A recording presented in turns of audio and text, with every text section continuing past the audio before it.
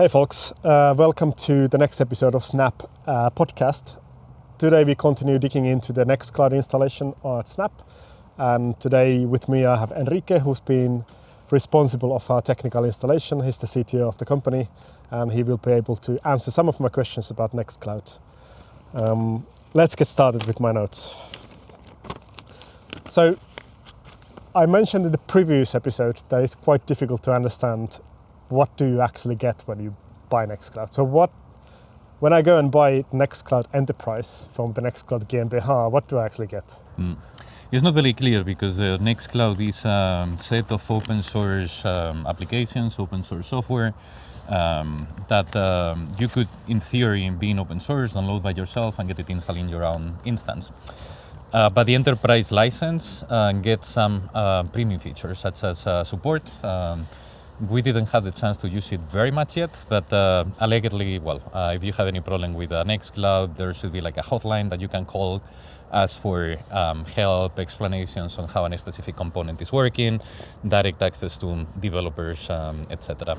But that's one of the initial points that is not very clear with Nextcloud. What are you getting from the enterprise license versus just installing the open source software? So they're trying to move into this model where the software can be installed by anybody and they focus on providing an extra support for enterprise users. Okay, you say installed by everybody. Does it mean that they won't install it for you? You have to install it yourself? Yeah, so Nextcloud, they don't install the software for you. They provide the open source software.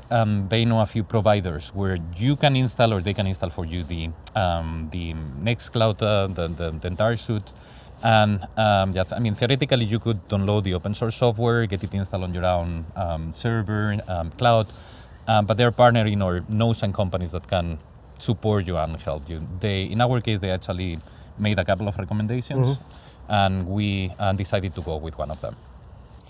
So do you have to, every time if you want to install Nextcloud, if you want to use Nextcloud as a business, you have to deal with two companies, right? Nextcloud GmbH, buy the license, and then a hosting provider, or host yourself by your own IT team, right?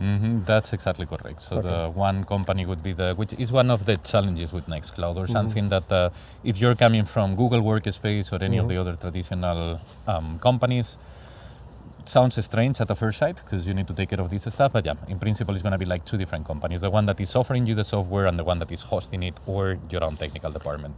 My experience, when you deal with two different companies, they always end up blaming each other, right? When there's a problem. What's your experience with the kind of the workflow between the companies, or what is your interaction between Nextcloud GmbH and the hosting provider? How does it go?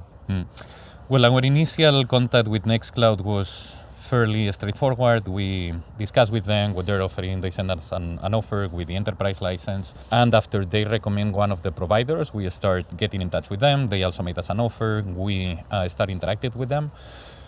I have to say that our interaction has been mostly with the provider, not with Nextcloud. And the reason is that, Nextcloud basically just provides the software as it is and you just get it installed, but it requires heavy configuration on the provider side. So you need to get it installed, configure. There are a few things that we'll discuss now, such as the email provider, for example, is totally different from Nextcloud. So you can have your Nextcloud installation, but that doesn't mean that you're going to have a mail server already set. You're going to need also some configuration with users, etc. So Nextcloud has been, in our case, a very ephemeral flow.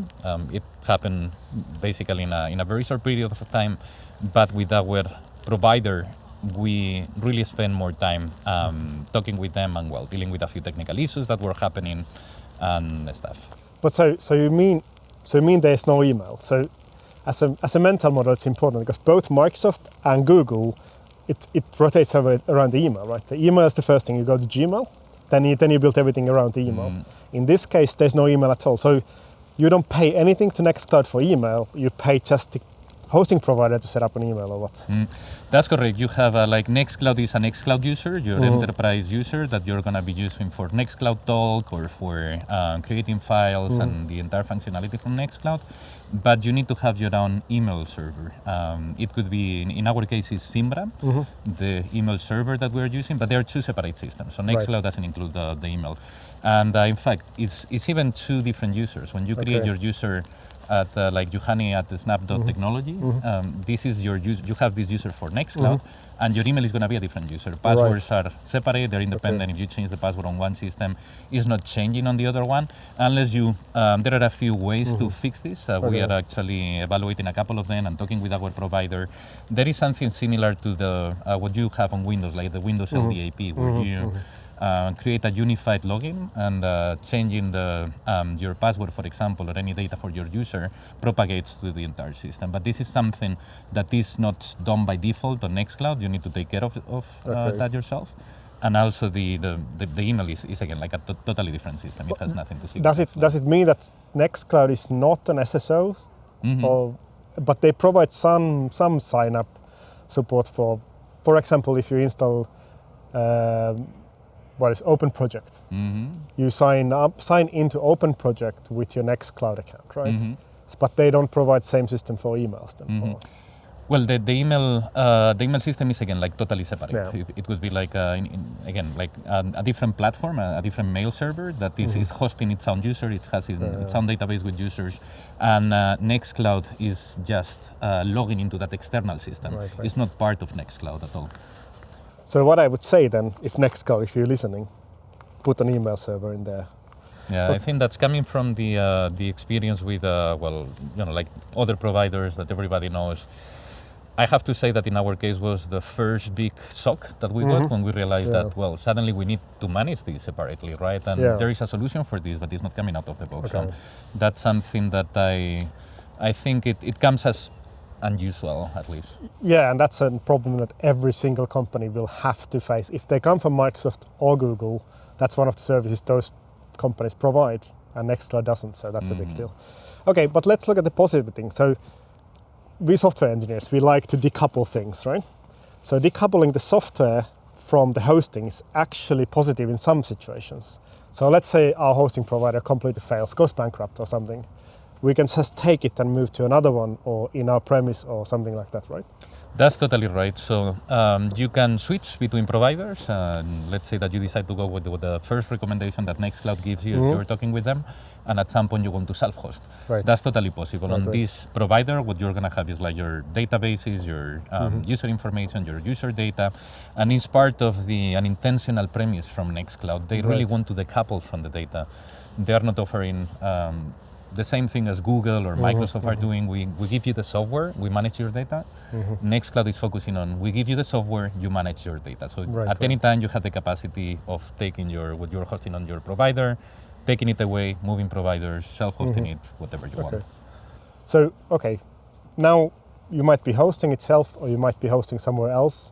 Does it make it ISO TSAX compliant? Or how does that compliance then works with this mixture? Well, the claim from Nextcloud is that they are tax ISO 27001 and some other ISOs compliant. And the ISO certification, or the ISO compliance is a very large topic. So on the side of Nextcloud, this requires having contingency plans in case there is any data in case there is any data leak, they have a way to recover, they have a way to notify this to the user, and etc. But it's important to say that the provider that you choose needs to be also ISO compliant and tax compliant. If that doesn't happen, you still have a problem. So does the hosting provider have access to our data? Well, it's hosted within this specific provider that you choose, but this data is encrypted, right? So they have access to the encrypted data, let's say. So they can't read our documents that are stored in the No, they are stored with our key. They have the data stored, but they can't read it. Only you, when you have the password, can do it. Okay, that's great. But now, let's move on. When there's a new version of Nextcloud, like right now, we don't have the 25 autumn version that has a lot of cool features for talk, for example. Our installation doesn't have it. who's going to give it to us? What needs to happen to get an update? Well, this is a more important topic because it also deals with how do you access your installation. Are you able to get an SSH Right. access and start like manually updating, or in principle, the user, the final user, so we as a company that is using Nextcloud should not have SSH access. So you should get just a web UI interface where you go and you decide to update your Nextcloud installation. There is like a nice updater, a web updater, where you can click and get it updated. Right.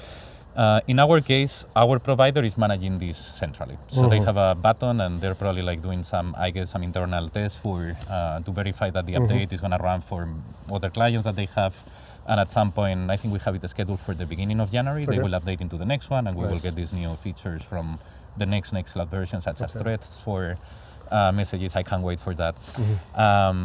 But in theory, they could provide us with SSH access.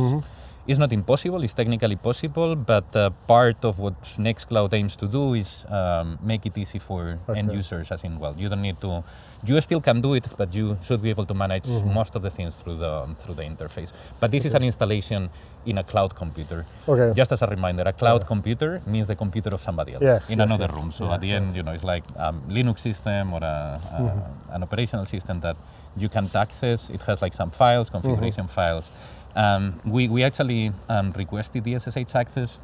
They can provide it, but for now we are going with the web interface. Gotcha. But so we have some access, some we don't. How do we deal, for example, domains? So we bought our domains from Strata. How do we connect the domains to the emails and to the Nextcloud then? So on the provider that we have chosen, the computers they have are hosted in, they have like certain IPs and certain domain names. And what we need to do from our Strato installation, or would be the similar if you have it in any other platform, you have your DNS records and your TXT records. And you need to change them to point out to the location where your Nextcloud installation is running. In our case, our provider b.com. And once this has been propagated, any call that happens against our Nextcloud domain, so something like snap.nextcloud.cloud.com, will check in the DNS where this has been stored, start talking with our provider, and then you have access. But this is something that is also separated. So depending, there are many providers, probably some of them are offering domains. In our case, we're using Strato, and in this case, we have, the distinction is clear. We have the domain on one side, we have the provider that is hosting Nextcloud, and then Nextcloud as a software. Okay, well that's clear then. There's kind of 3-tier separations. We own the domains, we just point them somewhere. In our case, it's cloud.snap or something, right? And email is just our normal email address. Now, one last thing, or maybe one of the final things, is something goes wrong, who's responsible for backing up stuff? Where's the backup? Well, ultimately, the responsibility is from our providers.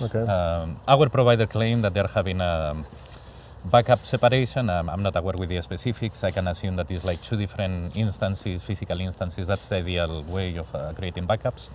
But you are ultimately not taking care of that physically because you're not hosting your Nextcloud instance. If you could be doing that, it's obviously up to you as a company. You need to have your... So if in our case, if let's say something fails, right? You're going to call the hosting provider, they're going to roll back to yesterday. Or exactly. We have a hotline with them that we can call. Different providers might operate a little bit differently, and then they take care of their data and take backups. Okay. I want to dive into the Nextcloud apps maybe in the next episode. It's a big thing because Nextcloud is a collection of apps and so on. But as the last topic, I think that's interesting to a lot of people who are migrating from Microsoft or Google. Where do you see the big risks of the migration, either in service disruptions or loss of data or so on? Well, from our experience, we come up with a certain strategy, and data service disruption for us was a very important topic because we communicate with clients on a daily basis. We have email, we have instant messaging that we need to use with them. And we didn't want to make a switch, as in one day we're using Google, our previous provider, and the next day we're using Nextcloud. So we had some sort of overlapping strategy, right, where both Google and Slack and other providers and Nextcloud coexist, and that means that things are working in parallel at several platforms for some time. That's, in my opinion, a big risk. If you decide to do a hard switch, it could be that things are not properly set. We had a couple of cases when we were using Nextcloud when something was not working, or there was a misalignment with the configuration that needed to be changed, and it took us like a couple, or the provider required a couple of days to do it. So our recommendation would be to have an overlapping strategy. That requires having a little bit different domain names then at least, right? Exactly, yeah. Or maybe making like a progressive migration. First you migrate some services, then you migrate the next ones. So you make sure that everything is somehow available. But what we did, I think it was very... In this case, it might be good thing that the email is separate, because email is the most important one. We don't want to listen client emails, right? That's kind of it. Okay, I think that's enough for today. Let's talk more about details later on in next episodes. Thanks for all the details and thanks for the info. And thanks everybody for watching, and bye-bye. Let's do that. Thank you, folks.